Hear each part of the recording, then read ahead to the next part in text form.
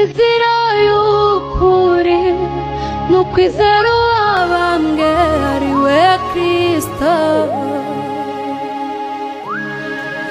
niwe rembo ryiza ritwinjiza mu bwami bw'ijuru. Mariko 8:8 umurongo wa 33. Ubutumwa bwiza uko bwanditswe na Mariko 8 umurongo wa 33.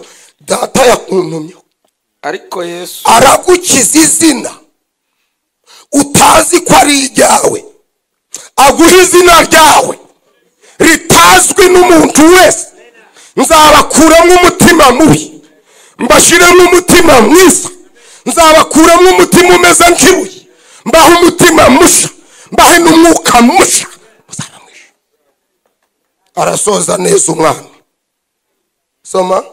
ariko Yesu ahindukiye areba abigishwa be, Yego. acyaha Petero aramubwira ati subira inyuma yanjye Satani. Rekera. Subira inyuma yanjye nde? Satani. Acyashe nde?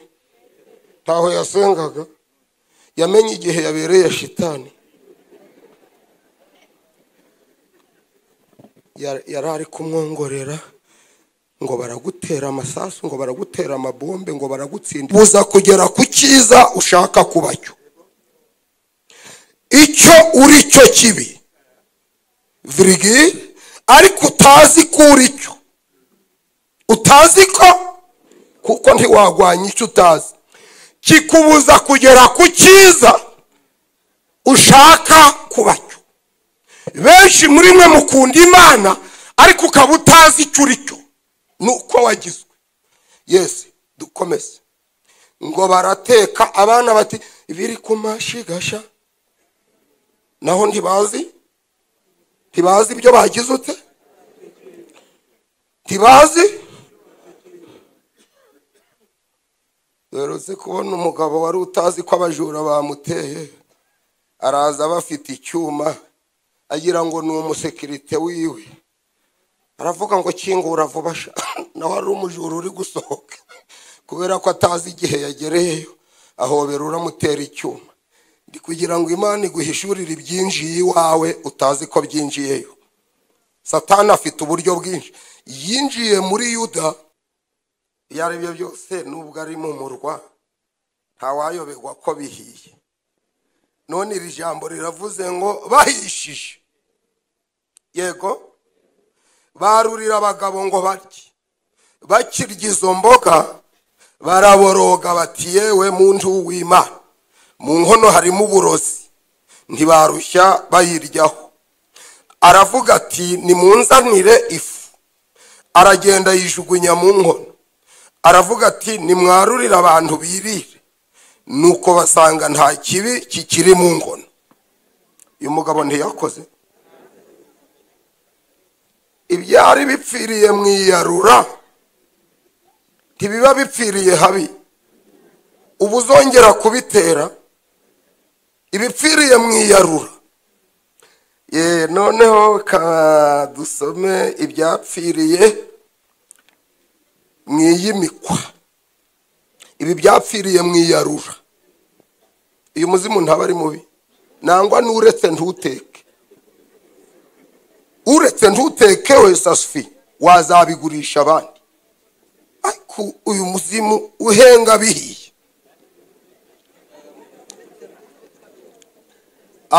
Reka mbasomere ibyapfiriye mu iyimikwa noneho. Yego. Ubutumwa bwiza uko bwanditswe na Mariko 6:24. Ubutumwa bwiza uko bwanditswe na Mariko ibice 6 umurongo wa 24. Arasohoka abaza nyina ati nsaba iki? Aramusubiza ati saba igihanga cya Yohana umubatiza. Kadusoze.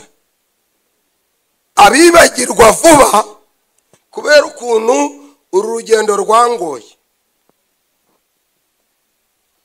Mwihanga ejo nka saa 10 nk'iki gihe nari mu kivundi mu bwato kubera ibintu narimo telefone 900 zampamagaraga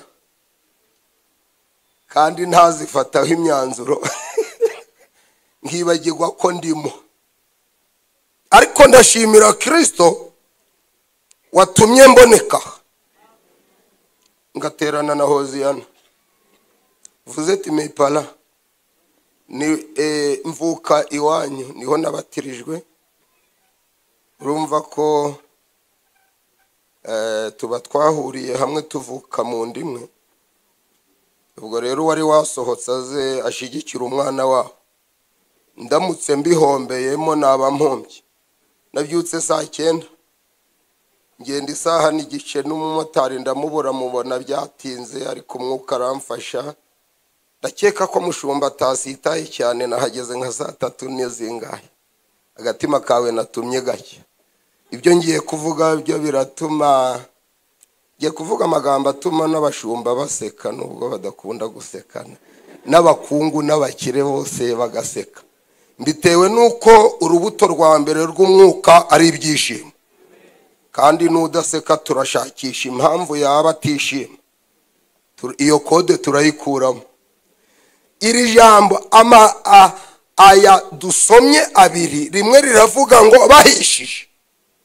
Barurira abagabo ngo bagire ute ngo barye. Uwa mbere akozemo indirimbo zabiri ku mashiga zose zihinduka ubusa. Deuxièmement dusomye ngo amaze gutsinda, amaze kugira ute. Hari ibintu nashatse kubaganiza ni byiza biramara igihe gito. Umuzimu wo kwa mama we uraza.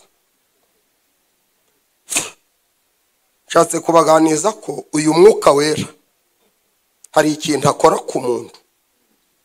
Yego hari ibintu bitatu. Jean 16 Yohana ariko man ibice 16 umurongo w'8. 16 umurongo w'8. 16 umurongo wa kangahe w'8. Hari ijambo ryiza riryoshye. Ubwazaza azatsinda iki abisi. Bigaragara ngo uhuye n'umwuka wese hari insinzi azagira mu buzima bwe. Kandi mwahoze numva mwasenze menshi ariko amasengesho atagira insinzi arambiraga n'abayasenze. Ariko umwuka utagira insinzi urambirana nyirawo akagira ngo siho. Mu bintu biranga umwuka nukunesha nugutsinda. Ubwazaza azatsinda bisi. Bariya bahoze batuganiriza mu gitondo ntabwo bigishaga cyane iby'umwuka we, ahubwo buzuraga cyane iby'umwuka we. Ubonye ikibabayeho akizana batamuzanye. Mwavuze Simoni ntawamubwirije ngo ujuru yabonye umwana nyaruka ati undi ati ndabatijwe. Abirinduka hirya ati batizwa. Undi ati dudusu. Birinduka muri Hoziyana ati umumama ati Simoni aravuga ati turasigaye. Kanshaka icyatanu mbahe ndasigara. Yazanwe n'imirimo ikorekeye ku banyamwuka. Buriya hari imirimo bakubonaho bakifuza umwuka. Hari imirimo bakubonaho bakifuza umwuka. Hari niyo bakubonaho. Wabona umukobwa uzanye igihanga cy'intumwa kumbe ukifuza umwuka we. Elisa ateye inzara. Twihute hamaze gutera inzara. Murakoze narimo mvuga twinshi kugira ngo me maso. Hamaze gutera inzara, inzara iratera. Inzara iteye mu abantu mwe ugasanga na Hoziyana yarije imboga abari inzara. Imboga isaga n'isogo. Ugasanga na Rushema n'isogo tetse. N'abashumba bagateka yabari inzara. Ariko ngo umuntu w'Imana arababwira ati rero nubwo inzara yabica kantume ku bana b'abahanuzi babi wanjye ndebe ko nabakiza iyi nzara. Ashaka utuntu, utuboga, utudegede ashira mu nkono, abwira umugaragu ati cyanira. Girute canira. Ngo acanire, mu bana b'abahanuzi habamo umuntu urya cyane. Aravuga ati ariko nubwo batetse nshobora kurunguruka nkareba ikirimo, nkamenya urugero rw'ibirimo ko biri buduhaze. Nge ndabona ari benshi. Nshobora kuburiramo bakabanza babicaye aha, urumva ko bahereye ku bagabo. Abagabo baravugaga ati biba bike banarangeraho. Ariko ngo umwana uri nk'iri yaravuga ati ntibirangeraho. Ariko umwigisha yatubwiye ngo niyo wakwicara inyuma birakugeraho, kuko Yesu abera hose icyarimwe. Ngo arungurutse mu nkono abona ntabwo yuzuye neza, kuko Elisa yari yavuze ati nubwo umukozi w'Imana yaravuze ati nubwo nateka duke ariko amavuta y'umwuka wera hari uko abigenza akabitubura. Uwo mwana rero ntiyamenye imbaraga zirakora, ngo abarinyufuye aramanuka aja ku gasozi, kuko yabirebeye inyuma atazi birimo neza. Abonye imitangatanga agira ngo na Elisa nibyo yashize, naho we yasizemo ibihaza by'inkogote. Uwabirebeye kure, hari abantu tugira babirebera kure akagira ngo nukuva kuvuga ngo re akabira nk'ihene, naho hari ibanga ry'abavuga indimi ko hari aho bari. Imana ibigushishurire rero ibiri abirebeye kure rero muri aho. Ariko haleluya, ntabwo mbumva haleluya, bene data haleluya. Biro mwisharanye ngo abirebeye kure, abirebeye kure areba imitangatanga, aveya ucaniye inkono. Aveya ucaniye iki? Hari igihe uyobora korari ariko umuntu akakuryana amacenga akaja ku gasozi akazana muri korari ibiri mu nkono utashizemo, ukazira turuva muri korari habonetsemo ibinyendaro 8 kandi mwarapanze ko muzaba intama z'Imana. Ubwo rero ugomba kubazwa iyo nkono igihe bwagereyemo. Abana kamvuge make, hari igihe akuveyana mu mudugudu akagucunga cyangwa imuhira agakekeramo ibyo utapanze, ugasanga uri diakoni ariko ufite ibisambo 8, bakaja bavuga bati cya gisambo cyo kwa diakoni noneho gitoboye inzu. Kavuga utariko ibyo natetse ibi nta birimo. Bibiliya ikavuga ngo basinziye umwanzi araza agira ute? Kimwe mu bituma mutabatizwa mu mwuka wera nibyo umwanzi yakekeyemo mudahari, ukayoberwa igihe byagereyemo. Mu ijuru hari umwuka uguhishurira igihe byagereyemo. Imana ishimwe cyane. Twakomeza hari abinyuma turi kumwe. Bwira mwisharanye ngo ikubwire ibyo bakekeye mudahari. Uravuga uti ntabyo, ibyo bihato babigusize mu maguru hari, ibyo biri mu mutwe uzi igihe byagereyemo, ibiri mu mugongo uzi igihe byagereyemo, ibyo bijagata mu ruti rw'umugongo uzi igihe byagereyemo, ibiri muri madame wawe uzi igihe byagereyemo, ibyo bituma umwana aryama ukumva ati data turashize. Hari ingabo ugeri wawe, hari ubwo akina umupira n'umureyo n'umwaperi, kuki asimbuka uburiri, kuki akora boro akabirinduka, uzi igihe byagereyemo.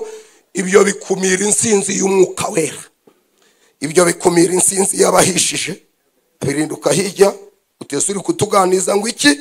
Ndi kubaganiza ngo icyuri cyo utazi kuri cyo kibi kikubuza kugera ku cyiza ushaka kubacyo. Icyo uri cyo kibi virigi ariko utazi kuri cyo, utazi ko kuko ntiwagwanya icyo utazi, kikubuza kugera ku cyiza ushaka kubacyo. Benshi muri mwe mukunda Imana ariko ukaba utazi icyo uri cyo nuko wagizwe. Yes, dukomeze.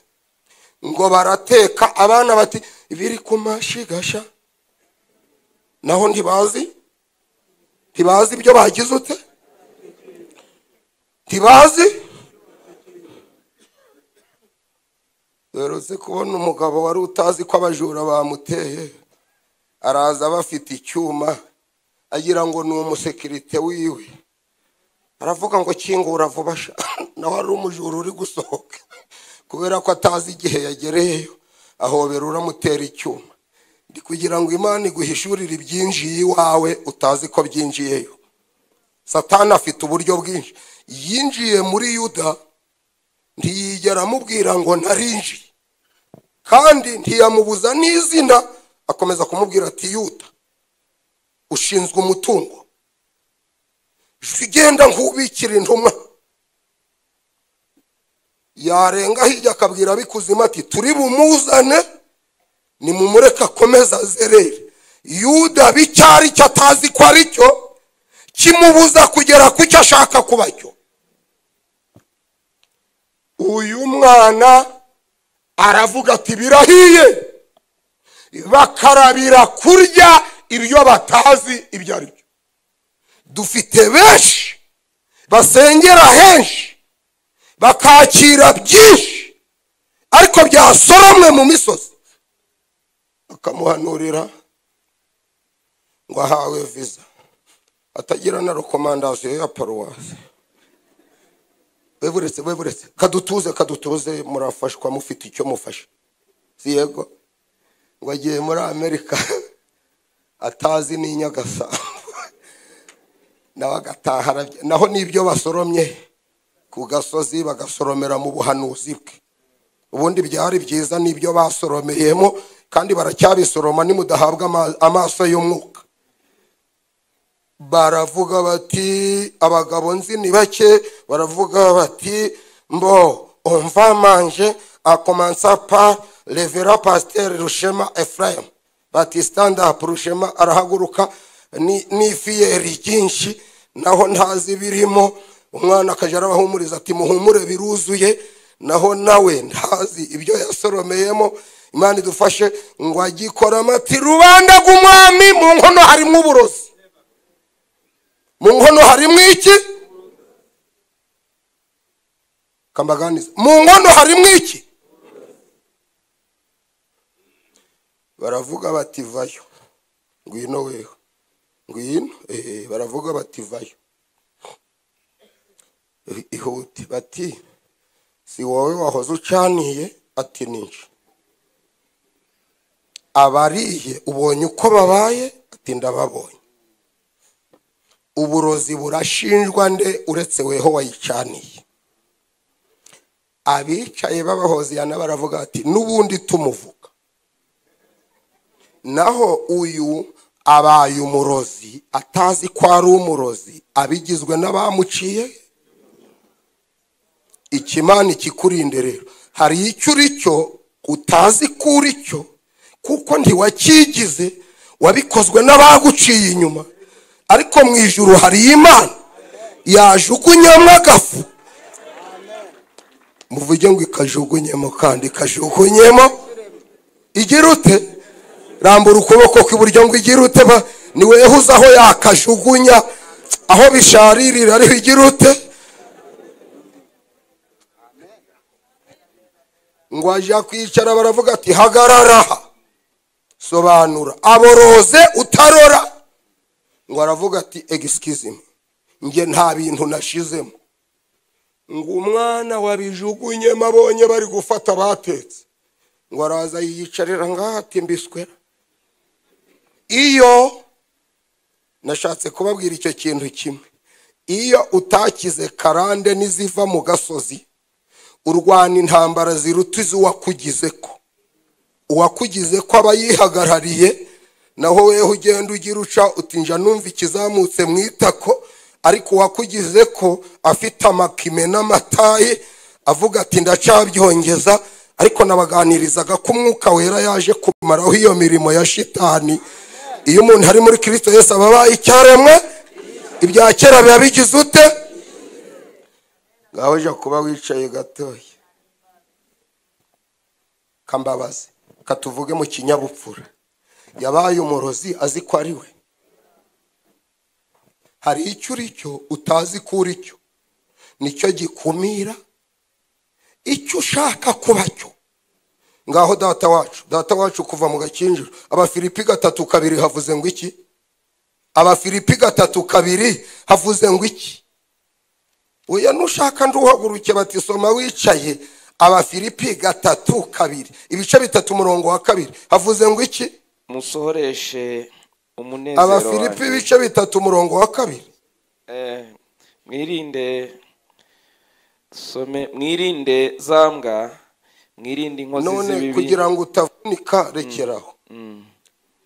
Izi mbwa zivuzwe zizi ko arizo,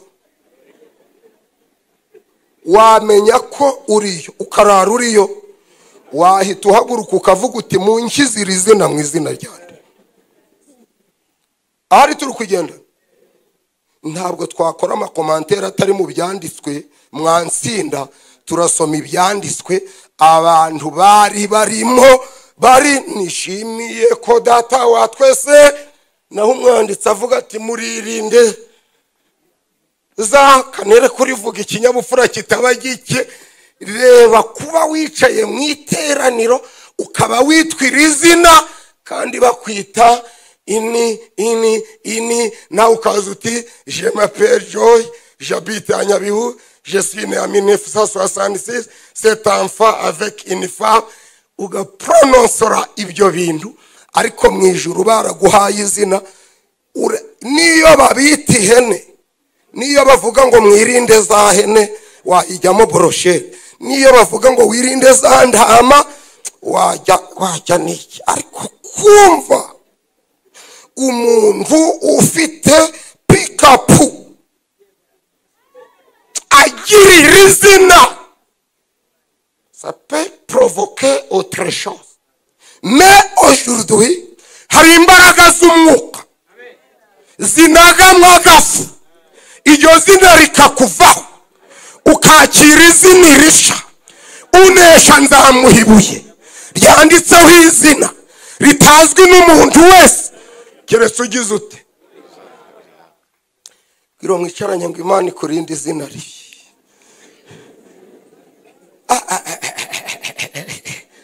Yewe da murebe hano, mwihangane murebe hano tugeze aho ruzingiye. Imana y'ijuru we, na karuvati imena igituza ikarimbura amabuye, ukabura icyo utazi kuri cyo. Matthieu 25, Matayo 25 umurongo wa mbere kugera kwa 5 haravuze ngo umugani w'abakobwa bangahe? Abakobwa bangahe? 5 bari abaki? Abanyabwenge. Mutagira uwo mutera umwaka umuvuga abanyabwenge. 5 bari abanyabwenge, abandi 5 ari abaki? Abapfu barabizi. Kangiye hano niho muranyisubiriza.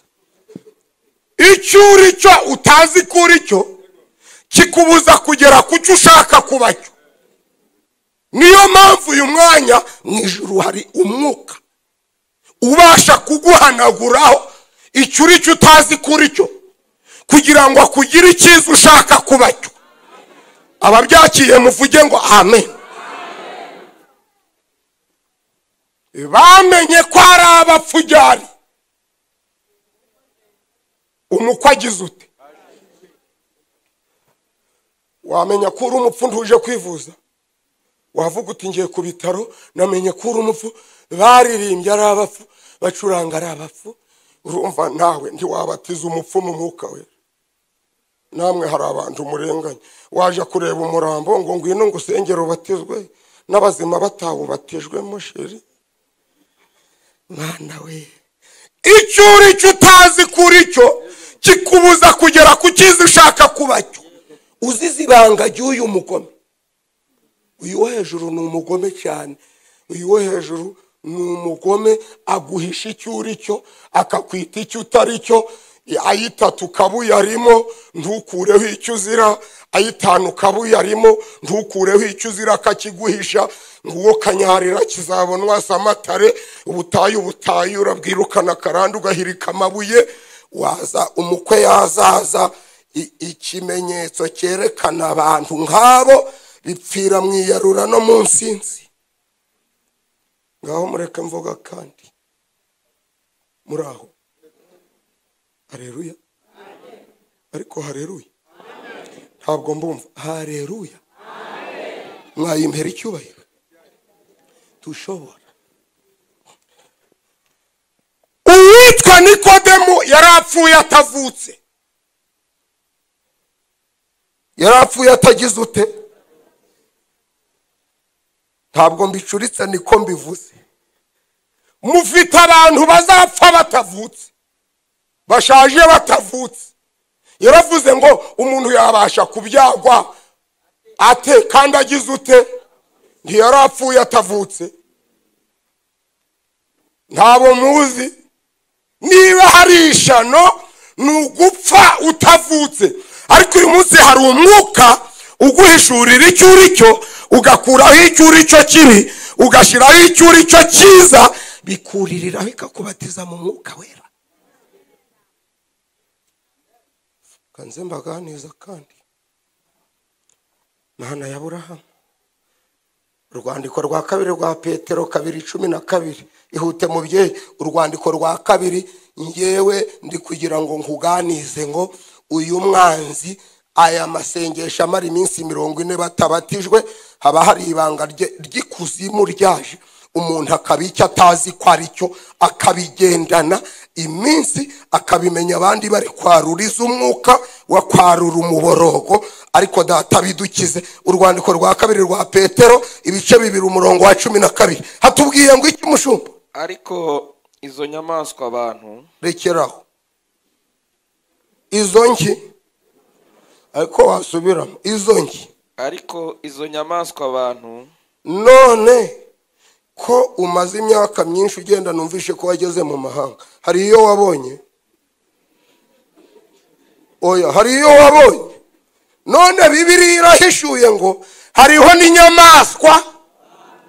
Ukavukira woga muri lavabo, uragakobwa keza, ukigira muri gardien, ukazamuka muri Ecodim, ukibera mu buzima buryoshe, ukagira imyaka 15, ntuzi urushyi nuzi inkoni, ukagira 18, mama wawe ati ndagukunda, 20 ukabugiye gukora ubukwe, ugasezerana imbere ya pastori, wagera iyo washakiye ugasanga washatse inyamaswa abantu, akagukubitira hareba inzega.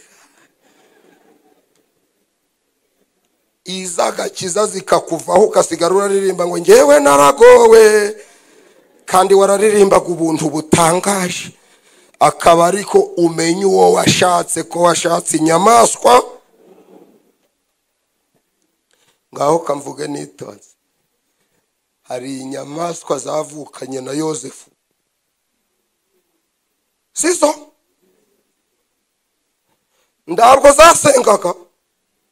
Ngaho munsubize, zari zizi ko arizo. Bofu ziramujana ngwino, ziracukura ngo zirenzaho agataka. Baracara abantu, ni inyamaswa zabatizwa mu mwuka wera.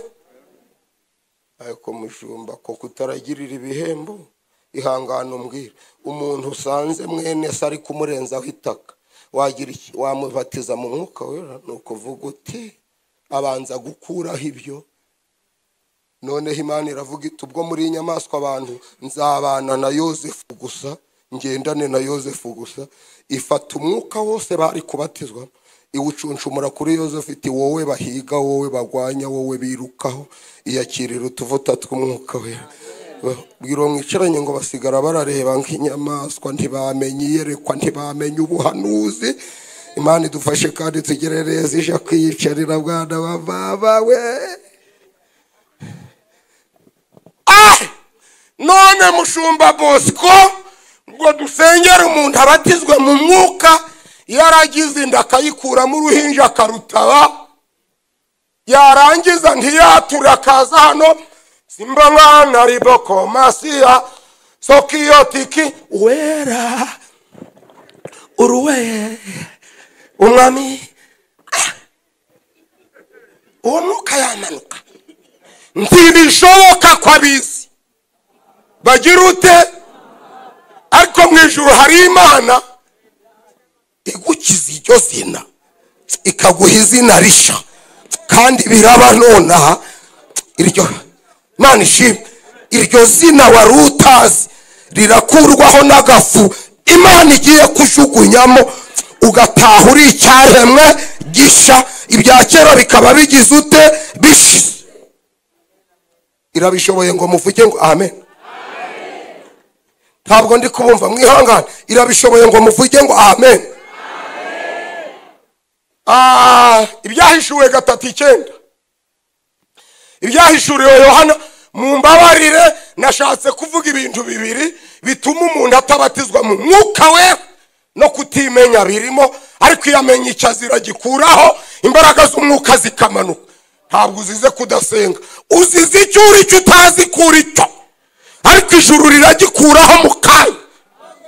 Hari izina Imana iraguhanaguraho, ifite izina ryiza. Yabwiye Yakobo ngo sinki kwita umuriganya, ahubwo nkwise Isirayeli, rya zina ribi ndikuyeho ngo izina risha. Ibyahishuwe 3:9 havuze ngo iki mushu? Dore nguhaye bamwe bo mu isinagogi ya Satani. Ongera ugasubiremo. Dore nguhaye bamwe bo mu isinagogi ya Satani biyita Abayuda nyamara atari bo. Irahanganerekera nje ndanize Bibiliya byinshi, nutwe umwuka mbwiraga. Isinagogi ni iki? Ihangane Shema, dore uko sinakubwiye ko nahimbaga ngendeye kuza nkaje iwacu nkavuga ngo ubuzima bwawe burakuru, ngahinduriramo iyi minsi mibi tuzanayisiga, akavuga ati Munezero azi guhimba na haraka. Isinagogi ni iki? N'urusengero. Isubiramo, isinagogi ni iki? Isinagogi n'urusengero. Yande ariko mwihangane mureba, isinagogi yande waje kubatirizamo mu mwuka wera, y'abambuzi maze mukarenganya n'abakuru b'igihugu. Iyi sinagogi ya Satani niyo wakwigisha ute? Muri mwe ukumuraha hari abari kubona umwuka wera, ariko kubona isinagogi babamo bazahabatizwa ubwo mu macupa na greserine na gikotoro, ariko ntibazabona umwuka wera wiyihesha. Kandi bijya biza, mwihangane ndabivuze ku mugaragaro, je m'appelle Joy, ntibishoboka ko abisi bamuhabwa. Ibintu mu ijuru bari kwita isinagogi ya Satani uzabigiriramwe amahoro. Komeza urugendo ukoma agasimbi yo kajya karamwa. Nge nahishuriwe ko hari n'amadini bita ya Satani, ariyo ko yakavuga ngo agashaka akazina keza, akaba arigo izina ryiza ntiribuza umukobwa kuruha iyo abazimu biwabo batabirukanye.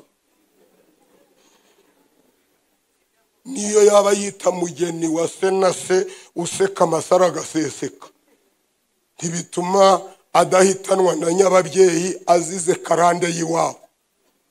Hejuru hari Imana yabantumyeho ngo mbere yo kubabatiza irakuraho izina ribiri kuriho, maze iguha izina ry'umwuka ryiza. Ayo mavuta azahaze arasanga iryo zina ryiza Imana yaguhaye. Muvuge ngo irabikora nonaha, kandi iri mu kazi ihinduranya amazina, ikwaka izina rye. Mana ya Aburahamu na Isaka na Yakobo. Yesu atumye kuri Herode yaravuze ngo mugende mubwire nde? Iyo yarazi ko ariyo. Mwigeze mwumva Herode avuga ngo ninje ngunzu? Biro mwicaranye ngo yabimenye Yesu avuze. Yabimenye Yesu agize ute? Avuze. Ariko Yesu ataravuga.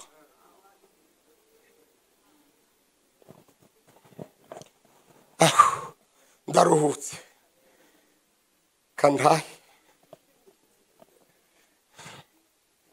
hano rafresheri mpasengera narahuye n'umuntu watumye mfata izina ritari ryo anyongoreye ati dore mva ko nkubwiye numvisha abakobwa bavuga ngo uzapfa udashatse kuko kwikubita hasi kwawe ngo nta n'uwagusanga ngo batazabasezeranya ugahita wikubita hasi ariko ntimwabarenganya nanje nagiraga igicuri maze icyo gicuri kinzanira amazina we kinzanira buraca ntibwira kinzanira tegera iminsi hari umuzimu gukogeraho ukakwandikaho amazina 8 ariko wahura n'umwuka w'Imana ayo yose akayavunja bakavuga ngo ni mwiza arahenda bikarangira ukabubaye icyaremwe gisha uyu munsi hari izina data yakugeneye mushoje igiterane murakira amazina masha atazwi n'umuntu wese keretse uyahawe abayakiye bavuge ngo amen rambura ukuboko kw'iburyo uvuge ngo nkeneye izina risha nkeneye izina risha komera Yesu mu mashoka bya amba kadutusi mbirindutse maze ndagenda rafresheri narinze udukorasi twiriye iwacu ijoro ryahumuye we meze nk'umusiporutifu amen amen ariko mfite ibaba ry'inyange hano umudamu yarambwiye ati rero wa mwana we bija mu by'abapenda utazagwa ruhabwe ko kwa kundi baherutse kukubwira ngo iki kibyimba imisonga izakwica ijibumbogo cyangwa kubizenga byiriya muri ndogo bafata gahuka inyamaswa bahuhiremo ariko agahuka aratwika Imana wagira aho nawe reba ntibagahuhiye hose maze iyo myotsi y'injangwe yose ikazamukira mu matako y'umudamu maze ibikanseri bikaza maze ugahita ufata irindi zina ry'injangwe kandi wari ufite akandi kazina keza ariko data yagize impuhwe aravuga ngo ntarabasezerera mufite iryo zina araguhindurira izina guhirindi ritazwe n'umuntu we mwari muri aho mwakiri neza ijambo mwerekeze imitima hejuru muri hangana mumvugire ngo amen Mariko 8:3 tugasoza havuze ngo iki Mariko 8:8 umurongo wa 33 ubutumwa bwiza uko bwanditswe na Mariko 8 umurongo wa 33 data yakuntumye ariko Yesu aragukiza izina utazi ko ari iryawe aguha izina ryawe ritazwi n'umuntu wese nzabakuramo umutima mubi mbashiremo umutima mwiza nzabakuramo umutima umeze nk'ibuye mbaho umutima musha mbahe n'umwuka musha muzaba mwisha arasoza neza umwana soma ariko Yesu ahindukiye areba abigishwa be yego acyaha Petero aramubwira ati subira inyuma yanjye Satani rekera subira inyuma yanjye nde Satani acyashe nde taho yasengaga yamenye igihe yabereye shitani yarari kumwongorera ngo baragutera amasasu ngo baragutera amabombe ngo baragutsinda Yerusalemu ngo ntuzabaho ngo uzapfa ngo barakwangaga ngo n'amaguru barayaca ngo ahirinduke inyuma aravuga ati nguheruka kuri Petero none wabaye shitani ryari shokora Petero icyo mukundira no mwana mwiza ngo arapfuka amati mpanaguraho iryo zina ntarigerana mu rugo bwiro mwicaranye ngurikirire hano ariko murebe mujisho umubwire ngurikirire hano ariko muga y'abantu Petero yarazi ko ariyo yari icyo atazi ko aricyo heravuga ati ndi Apostle Petero azanyubakaho itorero désormais ibyo nzahambira bizaba ibyo nzahambura bizaba bwiro mwicaranye ngo ntiyamenye umunsi yabaye shita ntiyamenye umunsi yabaye shita mubwire ngo ariko Imana ibigarurira hafi Imana ibigarurira hafi irahari tugize umunsi mwiza wo gukira amazina mabi turi rafresheri umwana arasimbukira ati umva iti abafashe hano afasha aha baramwongorera ngo uri kwica gahunda ati pfu hari igihe abadiyakone n'abana beza babonaga nyine inzu dukora si dushabutse ntabwo impigi buzaga kubyina nese noneho ntibabyinaga ati iki kiraha ni igiki indi ni umukaba w'ipanda ati niki ndi mbo ati ndi niba baginyange abantu bati tuzi gutumirawe ibaba ariko ndi mu ndenganye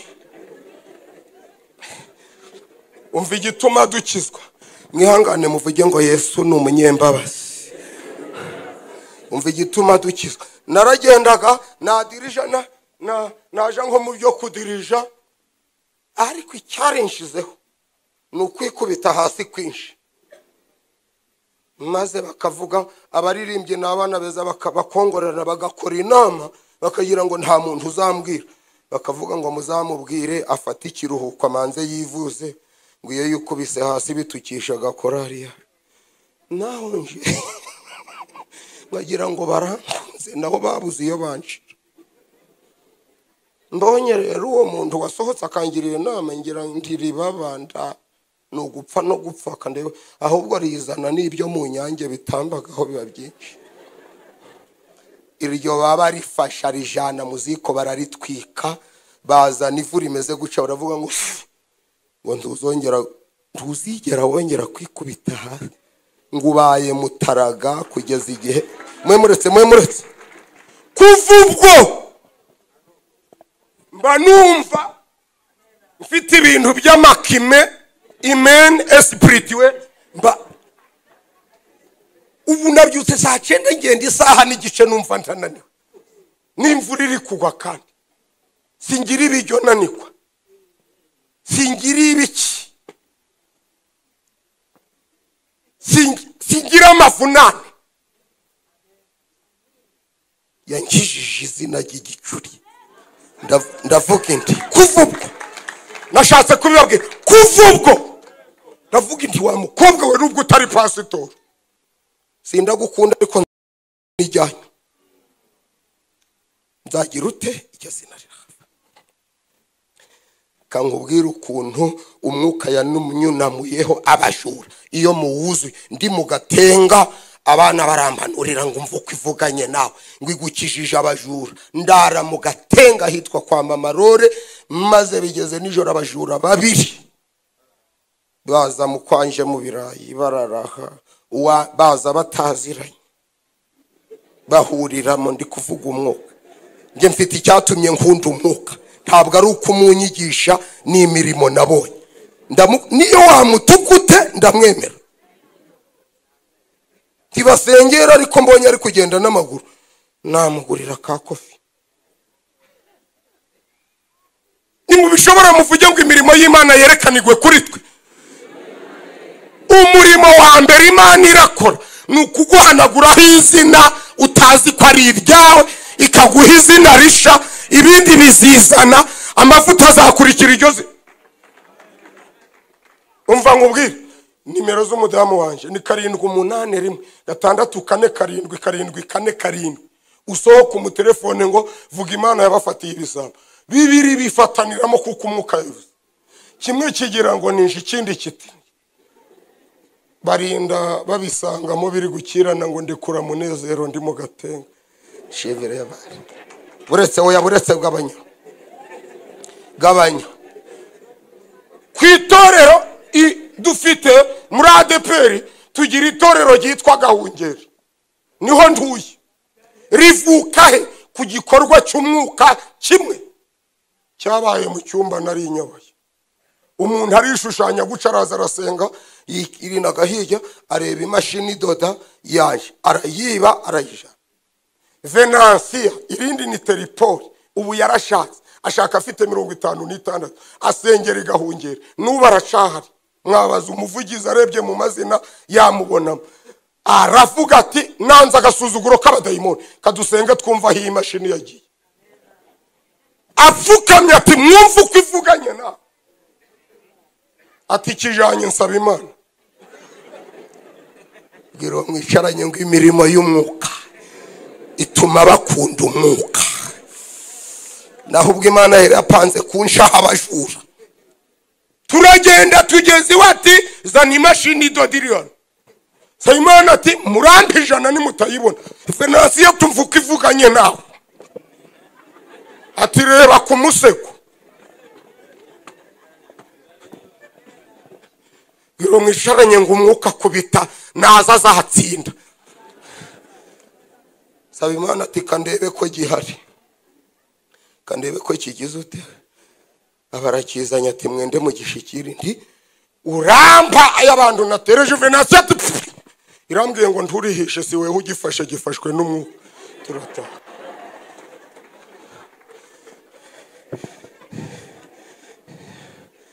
mbifurije umwuka. Mbifurije umwuka.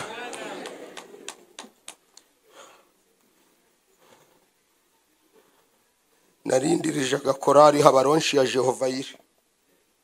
Bararocinga hara ku Gisozi. Igihe mbyutse umwuka arambwira ngo urarara ubaye pasitor. Ngo ndarara mbaye pasitor. Sindi na diakoni umuntu w'umudirije. Ndavuga nteme uyu waravangiwe nuko nyikundira ndabo pasitor bwaza no kuba. Ndahagera. Dusoma ijambo. Hari abari bahari rivuga ngo igitovu cy'Ilebanoni kibwira umwerezi ngo nshingira umukobwa ngo maze mu gitondo intarira gikandaye. Mbwira batoma n'abandi ndi hari ibyo yakandagiye ngo mwicare kwizi ntebe. Aranyongorera tukorera ndiriya muri Nyabihu. Ati babwire se tazagusengere wavamwe umugabo. Indi ntaho niza tuzabimenyeramo. Nawe wari uri ku ngoma kandi ndataha. Ndi kuvuga umwuka wimika. Mwarakoze kungirira icyizere akagasura.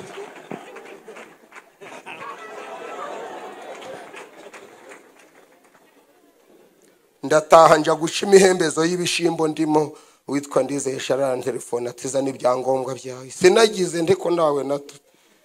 Igihugu cyakugiriye icyizere. Abo mu Gakinjiro baraje baransengera sinzi uko bakora igaburo, sinzi uko babigenzaga. Abanyeshari nk'ababazi ntibabigenzaga gute bakanga kumbwira kugira ngo mbiyobekwe. Biro mwicaranye ngo uwo mwuka naza nibyo batakubwiye azabikubwira. Haguruka utere haleluya. Uwo mwuka naza muvuge ngo ase agira ute.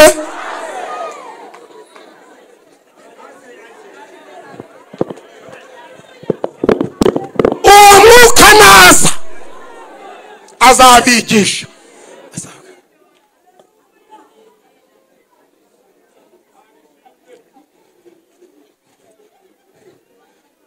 Ndabantu turi kumwe ngo bavuge ngo Imana iduhe izina risha ritazwi keretse urihawe. Ngaho ngwino nsoze nkubwira uko Elisa yabigenje. Ngwino afata si wowe ndi wari uhari. Tubaga muri Jehova Yire nihajya nabukuye. Barantumira bareka abandi. Reba nawe uku n'inyange zo muri Jehova Yire akaba ari nje bareba mu gihugu. Iyo umwuka arabizana n'igikeri cyakugenda imbere ugatsinda. Giro mwicaranye ngo apfa kuba ari umwuka. Apfa kuba ari iki. Mvuga umwuka n'amafaranga. Petero avuze imisoro. Abuze umusoro umwuka ati ndakwishurira. Ati suranyishuye ati genda urobe ifura manza kuroba uyasamure ifite ibihumbi 10. Petero atari komenya n'ivangirwa ririho. Isamaki ba mu mazi iyo note yarayijunditse ndine. Giro mwicaranye ngo iyo umwuka yaje ntibitoha. Iyo umwuka yaje ntibitoha n'ibyawe ntibitoha. Bazanyura mu mazi ntagira uti. Nibaca mu muriro.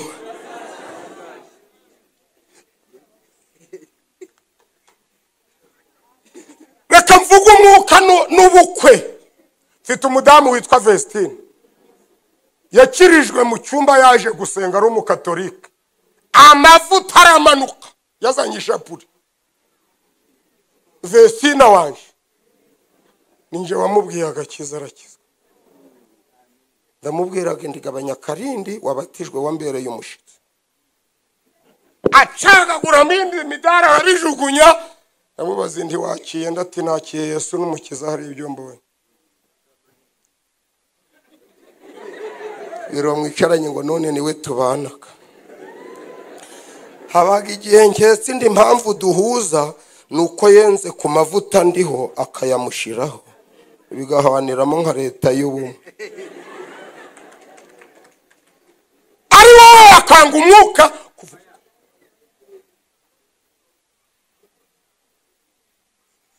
Elisa aramubwira ati none iri zina ry'uburozi rirakuvaho gute? Uwo muhungu aravuga ati urinkuyeho nzaba umurokore uteye ubwo. Baramubwira ati zana agafu hano. Abantu bati komeza umwegera aragutega ibihato. Baramubwira ati zana agafu akajugunya amati ngaho ja kwarura. Umugabo ati muri kumberaho muri Hoziyana nimuhere kuri Sipiriye wa hano. Kuki muri kumberaho? Ni habanza bahano. Uwa mbere akozemo biraryoha, uwa kabiri akozemo biraryoha, uwa gatatu akozemo biraryoha, uwa kane akozemo bati bari kukubeshera ndahuri umurozi none buganye ngo barebye basanga nta kibi kirimo nkono kuko Uwiteka ahumanuye amukuraho izina ry'uburozi. Dukeneye abahanuzi badukuraho izina ribi aho kwamamaza ibyawe ahubwo akabigukuraho. Unika umutwe wawe dusenga Imana. Yenda wiyicarira. Unika umutwe wawe duhamagara Imana. Urakoze mwana. Urakoze gitare. Urakoze gitangaza. Buretse kundeba. Data yemereye abantu bagera muri 80 kubakuraho izina ribi. Arabemere. Ratakagabe kwisaha. Arebye iminsi umaze urase. Iryo zina rikuriho. Ukibuta bishaka, ugasoma nutabishaka, ugasamba nutabishaka, bakagukaba kabutabishaka, ugasambanira ku matelefone, ugakora ibyaha bitariko, bikagusanga muri korali, bikagusanga muri kidiyakoni. Data atangaje gukira kugukuraho izina ribi kandi akagukiza n'akarande insinzi zawe zikagaragara. Uri mafika edayi izina ribi rikakuvaho. Unika umutwe wa Nefari Yasini wabikoze badahari. Imana ikwita irindi zina ntibari bazi ko rikuriho ariko rikuvuyeho. Ubyiyumviseho utarakizwa n'uwaguye n'uwabatijwe akagwa n'utarabatizwa mu mazi menshi bahagarara aho bari hari izina Data bahanaguye. Guhaguruka kwawe ni inkunga ikomeye. Hagarara dusenga Imana. Hagarara aho uri urakoze cyane. Nawe urakoze cyane. Nawe urakoze cyane. Abandi munika imitwe yanyu hari icyo Data ari gukora. Imana iri mu kazi. Nawe haguruka. Hari icyo uri kwiyumvaho. Nawe haguruka. Data aragukije. Nawe Imana iguha umugisha. Nawe Imana iguha umugisha. N'abantu bagera kuri 80 Imana ihaye promosiyo zo gukira izina ribi. Desha abanyamwuka musenge. Nawe haguruka. Rwana iyo ntambara. Nawe haguruka. Urakoze mwa. Nawe haguruka. Utahanyize. Nawe haguruka. N'abantu bagera muri 80 nawe haguruka. Urakoze cyane. Nawe haguruka. Ayiga gitarewe urakoze. Ubyiyumvisemo haguruke. Utarumva ijwi rimubwira ngo haguruka ntahaguruke kuko ubwo si w'Imana ari Imana yatoranije. Barumva ijwi ribabwira ngo haguruka ukizira izina ribi. Nawe haguruka. Nawe urakoze cyane. Nawe urakoze cyane kandi aya mahirwe ntaguciye. Yabantu myongo murayasoza iri kubaha amazina amasha atazwi no. Haguruka ufata izina rishare. Sezera ku zina ribi. Sezera ku zina ry'inyatsi n'imyako n'imikaziro. Sezera ku zina ridatumutsinda. Sezera ku zina. Urakoze nawe urakoze. Hoziyana sengera mu mutima hari icyo. Hari operasiyo y'Imana. N'abantu bagera kuri 80 Imana yemereye izina risha. Iribahanaguye hirishaje. Izanye izina risha. Baze barihuta bapfukame hano imbere. Baze barihuta bapfukame hano imbere. Ufite isoni ntaza arabatariwe. uri waraza ariruka. Murebe ko ari 80 bakiye Yesu lesika debo. Haguruka nawe utambukire mura mupfukama abashumba baze kubaha mushumba. Imana itanze promotion y'abantu ihaye amazina mashi. Wari umuriganya ariko utasha utari umuriganya, utahanye izina. Haguruka nawe utahanye izina.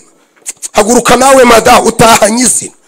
Mutambuke mwegere hejuru udafite lesifa. No hanze hari abandi.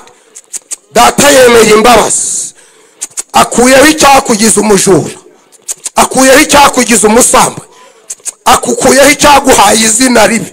Urakoze kuje na Meriasika. Hari abantu 30 bananiwe gucika shitani. Haraba nawe haguruka. Hari ijwi uri kumva ngo haguruka. Urabugize neza cyane.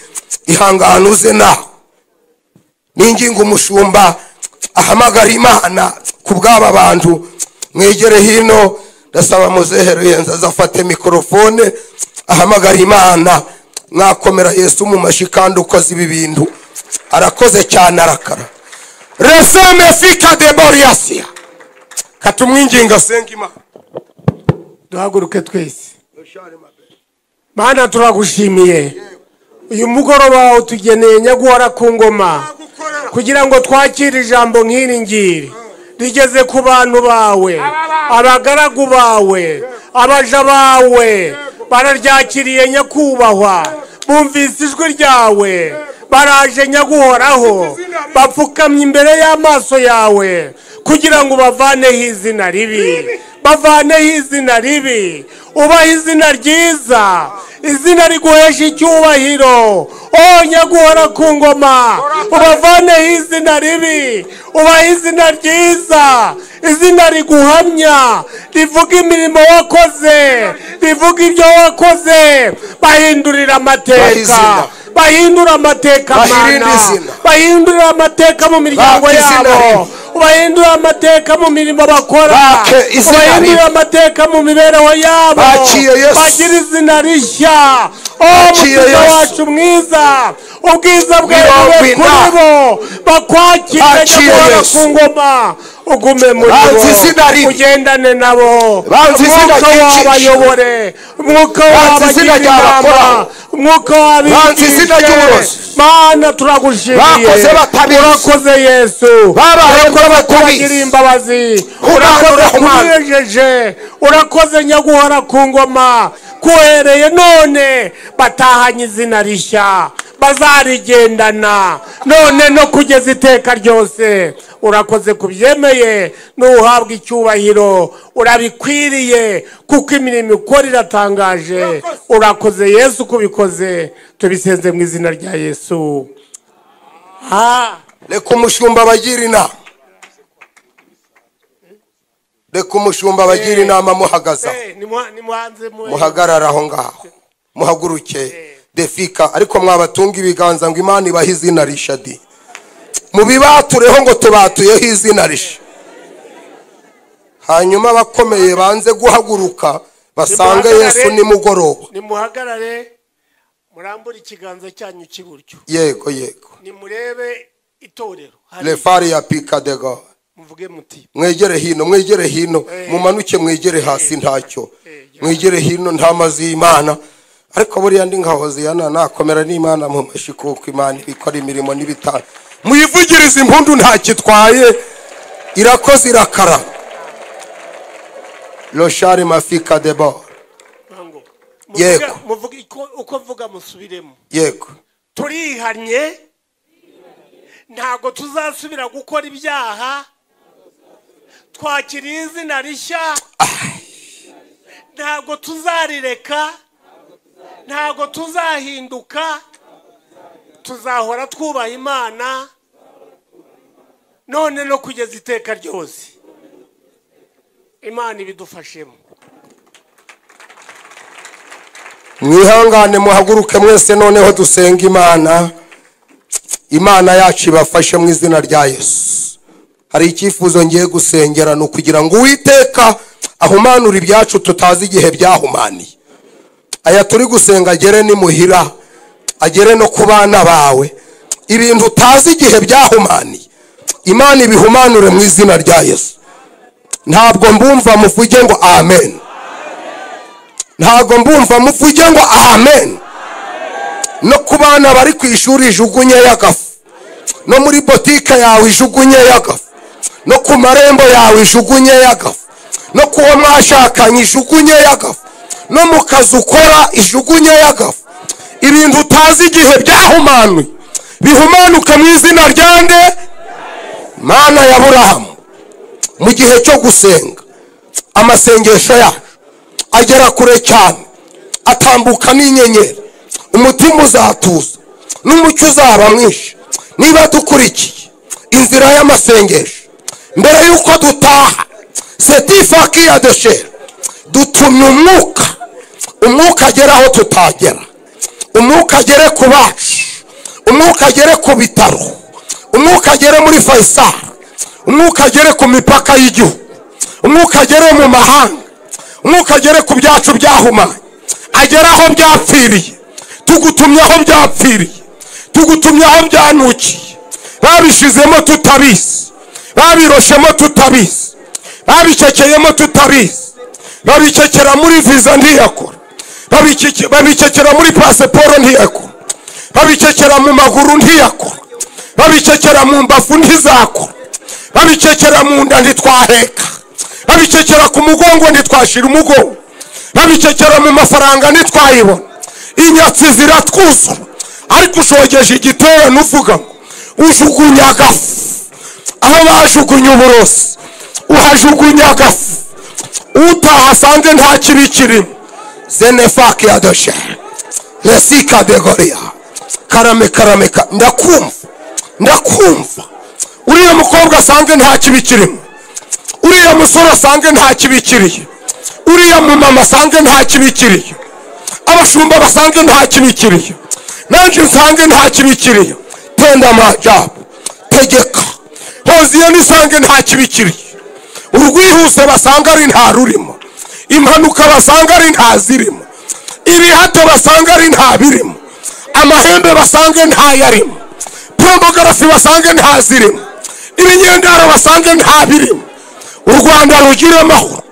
Dusengeye igihugu, umarayika Yesu umurinzi agitunganye. Ngukomeye mu mashi kuko hari ibyo ukoze mu izina ryawe Yesu. Urakoze. Amen. Ngaho mwicare mugubwe neza. Imana ibahereze umugisha mu izina rya Yesu.